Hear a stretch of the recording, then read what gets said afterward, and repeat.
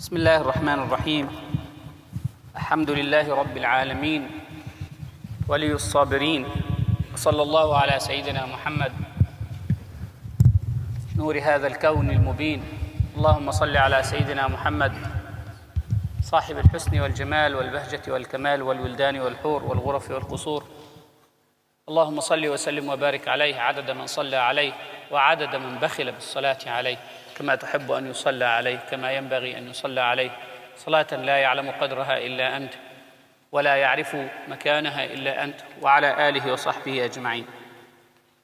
Today's parable from the Quran, as we mentioned yesterday for the brothers who were not here yesterday, this year's theme will be selected parables of the Quran. And we said by the parables, examples and things that Allah subhanahu wa ta'ala likens individuals and groups and actions to throughout the Quran.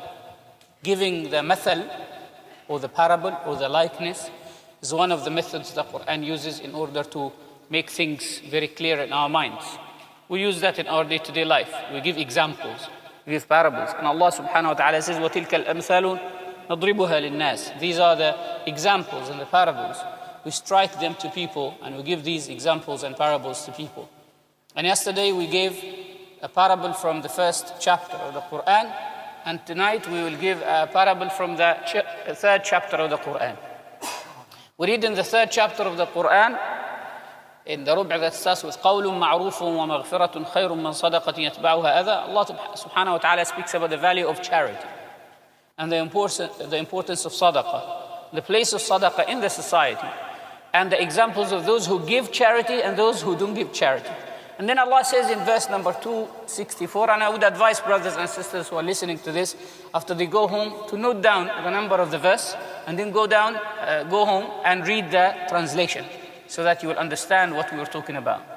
In verse number 264 and 265, Allah subhanahu wa ta'ala, first in 264, Allah subhanahu wa ta'ala says, كَمَثَلِ صَفْوَانٍ عَلَيْهِ تُرَابٍ.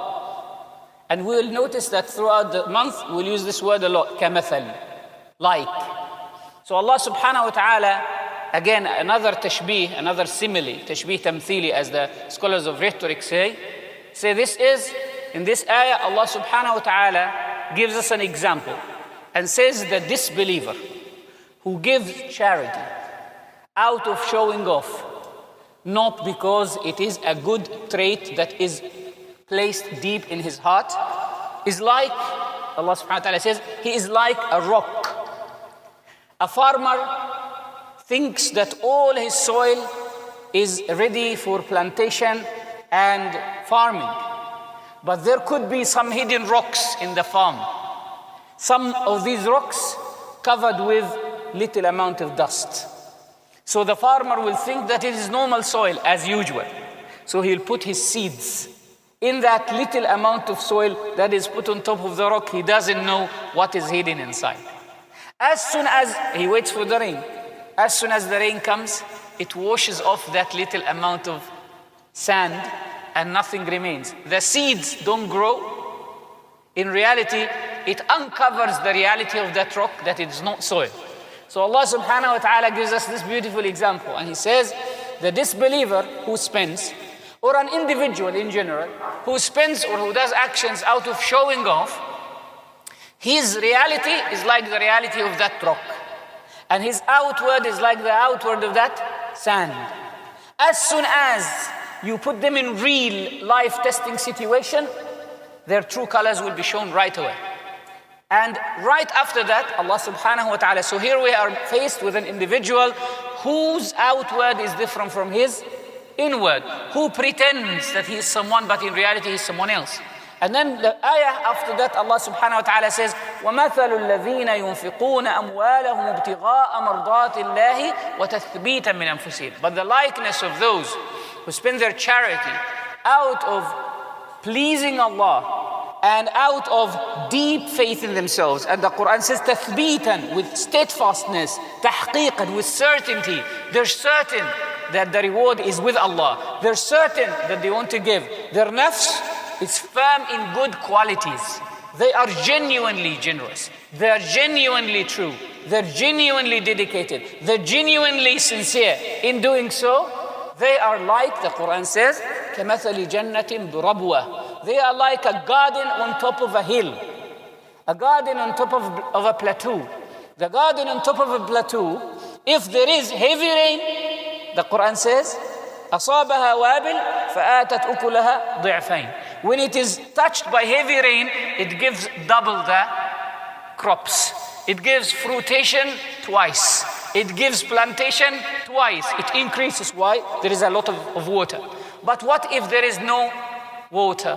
What if it's only drizzle? The Quran says, فَإِن لَمْ يُصِبْهَا وَابِلٌ فَطَلٌ. If there is only drizzle, it will still give. But it does not give much, but it will still give. Why will it still give, brothers and sisters? Because it is accustomed in giving. It's a garden.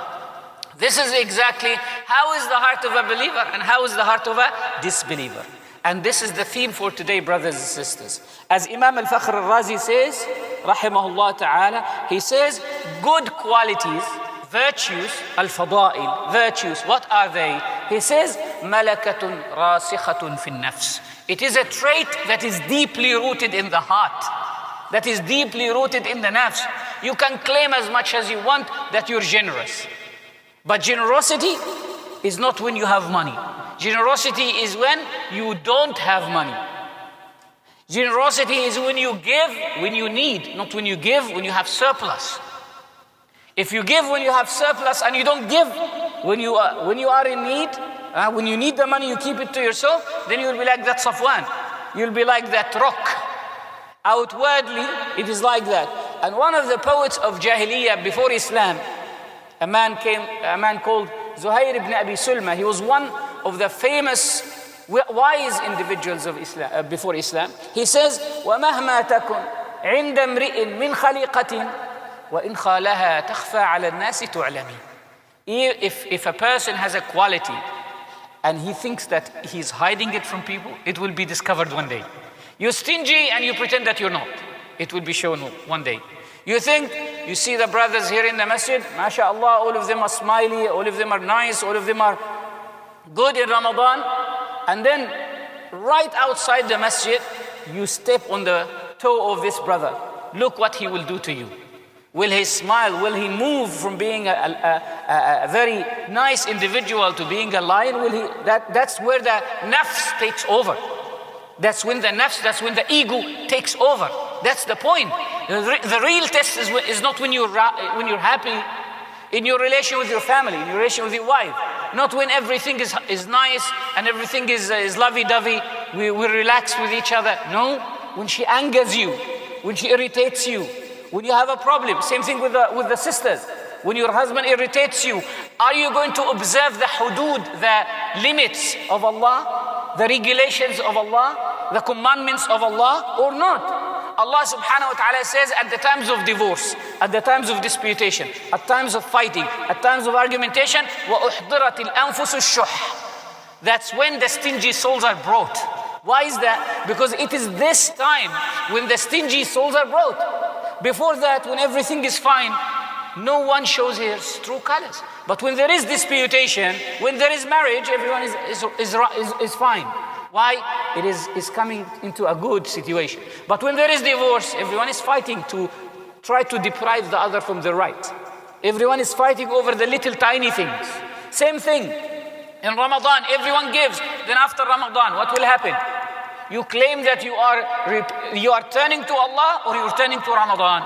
You're changing because of Allah or you're changing because of Ramadan. This is very, very important.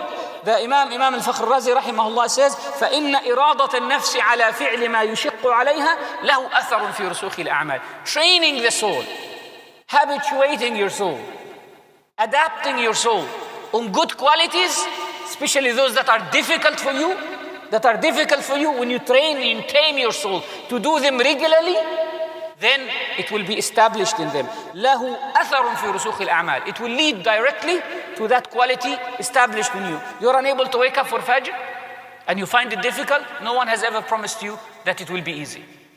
If any Imam has promised you that waking up for Fajr will be easy, then he's lying to you. He doesn't know what the nafs is. But the issue is, do you think you can get Jannah so easily? Do you think that you can sleep? You choose one of the two desires.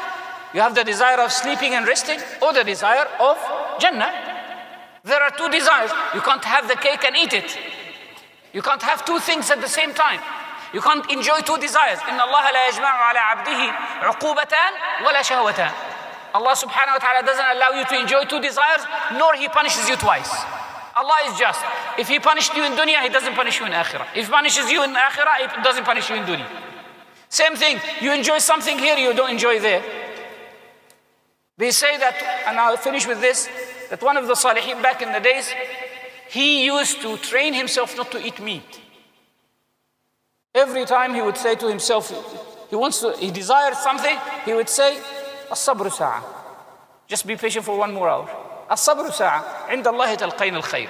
Soon you will witness good things. After his death, one of his friends saw him in the dream. So he said to him, ما فعل الله بك?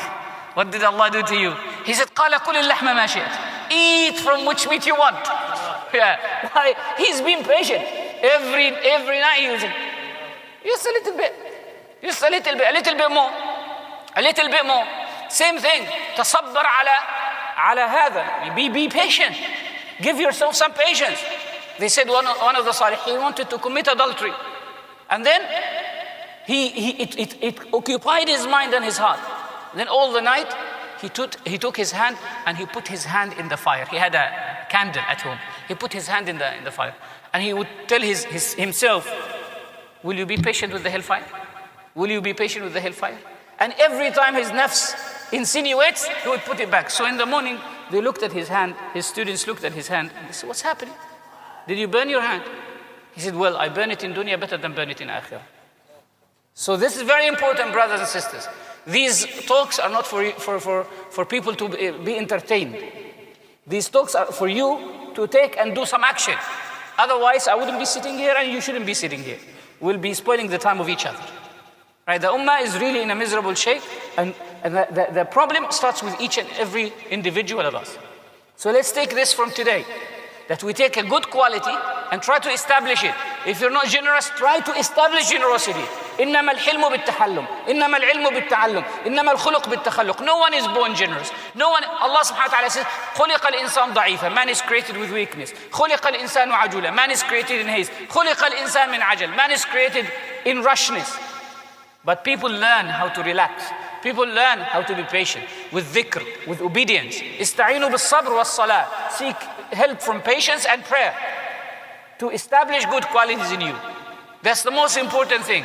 Don't be a person who pretends that he has good qualities and he doesn't.